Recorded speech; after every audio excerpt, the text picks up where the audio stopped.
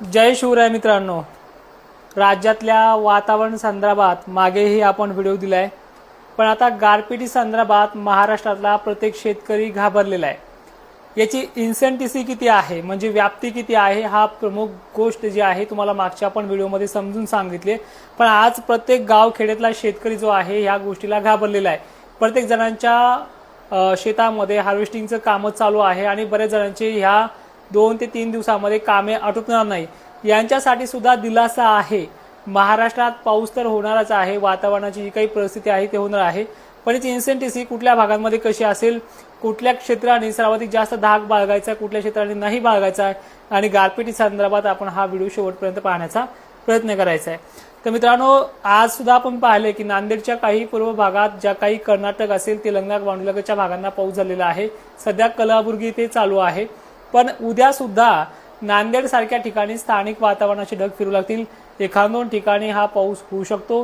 राज्यातली परिस्थिती येणाऱ्या 18 तारखेपासून 18 मार्च पासून सुरुवात करणार आहे। सोलापूर, लातूर जिल्हा, नांदेड पट्टे, त्याचबरोबर बेळगाव, कोल्हापूर क्षेत्र, सांगली परिसर, धाराशिव एरिया सुद्धा या वातावरणाच्या रडारवरती आहे। मित्रांनो, ह्या पावसाची क्रेज जर पाहिली आपण तर मराठवाड्यामध्ये पहिल्या दिवशी म्हणावी अशी एवढी मोठी नाहीये 18 मार्च पासून, पण 18 मार्चला सकाळपासून वातावरण गारव्याचं, थंडीचं अशा प्रकारे राहू शकतं, जेणेकरून इन्सेंटिव्ह मध्ये आणखी फरक पडेल। वातावरणामध्ये धुकं आणि सगळीकडे ढगाळ अशी परिस्थिती पाहायला मिळणार आहे, ज्यामुळे गारपिटीच्या रडारवरती याचा थेट परिणाम होणार आहे। तो परिणाम कुठला हे देखील व्हिडिओच्या माध्यमातून पाहूयात। 18 तारखेला सरळ आपण दक्षिण महाराष्ट्राचा सोलापूर, लातूर, सांगली, नांदेड पट्टा, परभणी पट्टा, बीड जिल्हा, जालन्यात मोजक्या ठिकाणी, कोल्हापूर, बेळगावमध्ये अनेक ठिकाणी, तसेच इकडे हिंगोलीकडे देखील तुरळक ठिकाणी हा पाऊस 18 तारखेला आगमन करतोय। संध्याकाळपर्यंत पुणे भाग देखील आहे, सातारा, कोल्हापूर भाग देखील आहे। इकडे हिंगोली भाग देखील 18 तारखेला संध्याकाळपर्यंत आहे आणि कर्नाटकला या दिवशी बऱ्याच ठिकाणी गारपीट अवकाळी सदृश्य परिस्थिती आहे। या 18 तारखेला रात्रीच्या वेळेला अचानक सगळीकडे ढगाळ वातावरण होऊन जाईल, त्यामुळे वातावरणामध्ये एक छोटासा अलगद गारवा देखील निर्माण होण्याची शक्यता दाट आहे, जेणेकरून वातावरणामध्ये पुढच्या दिवशीच्या वातावरणातील परिणाम तो मध्यमपर्यंत करू शकतो।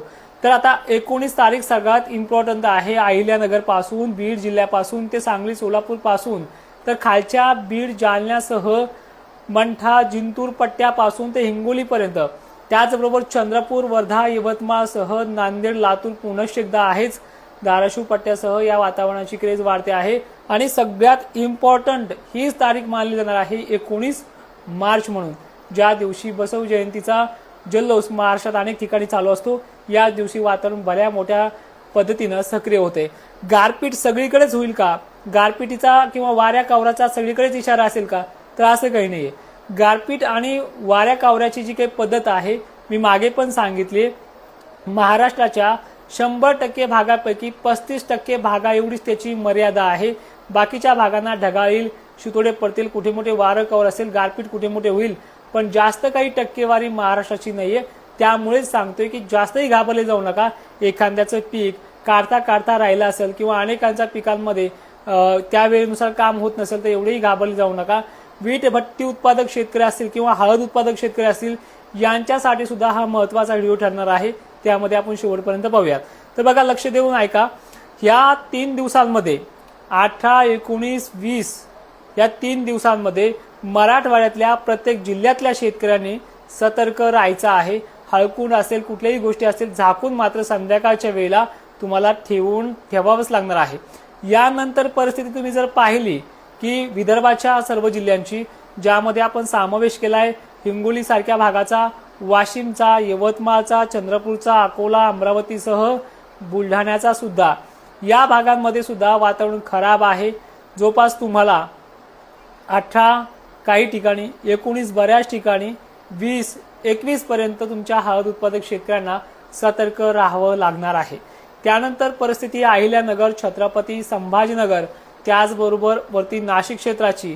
आता इन्सेंटिव्ह मध्ये एवढा बदल आहे ह्याच्यामध्ये की भाग व्याप्तीच्या बद्दल नाशिक क्षेत्र, साक्री, धुळे परिसर, जळगाव जिल्हा हा खूप कमी आहे, पण या तुलनेमध्ये मराठवाडा मात्र अग्रेसर राहिलेला आहे, ज्यामध्ये टक्केवारी 35 पेक्षाही अधिक मानली जाणार आहे।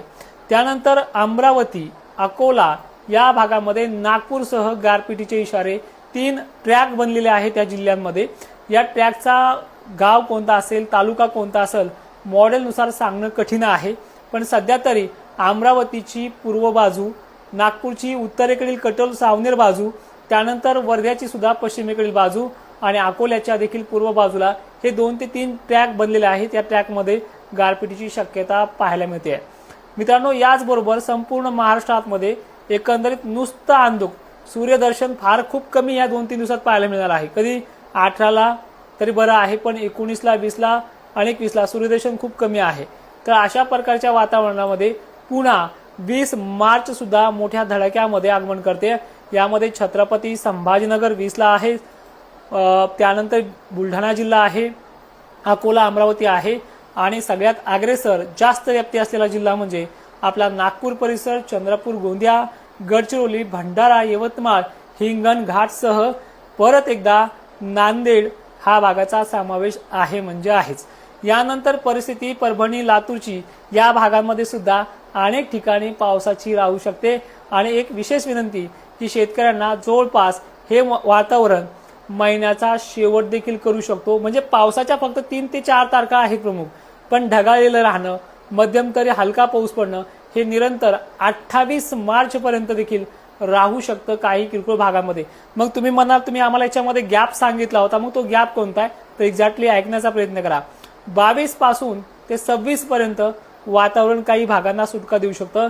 खानदेश, पश्चिम महाराष्ट्र, मराठवाड्यात आणि विदर्भात यामध्ये फक्त किरकोळ अशा ठिकाणी ढगाळलेली परिस्थिती राहू शकते, त्यामुळे फारशी मोठी चिंतेची बाब नाहीये। आता व्हिडिओच्या उत्तरार्धात एवढं सांगेन की एका मिनिटामध्ये काय समजून घ्यायचंय की महाराष्ट्रामध्ये ज्या जिल्ह्यांची नावं घेतलीत की प्रामुख्याने आपण विदर्भामध्ये आणि मराठवाड्यावरती जास्त भर ठेवला का, कारण की याच भागामध्ये वातावरणाचा सगळ्यात जास्त प्रभाव आहे। ज्यांचे पिकं काढता राहिले असेल घाबरून जाऊ नका, 65% भागातल्या शेतकऱ्यांना धक्का पण लागणार नाहीये।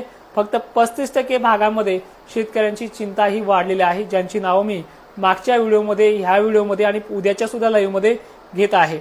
मग या 35% भागांची नावं कोणती तर तुम्हाला व्हिडिओमध्ये सांगितलंय की जालना असेल, यामध्ये 20-25% आहे, पण परभणी, लातूर, नांदेडसह इकडे यवतमाळ, चंद्रपूर, गोंदिया, अकोला, अमरावती, बुलढाणा यांचा समावेश केलेला आहे।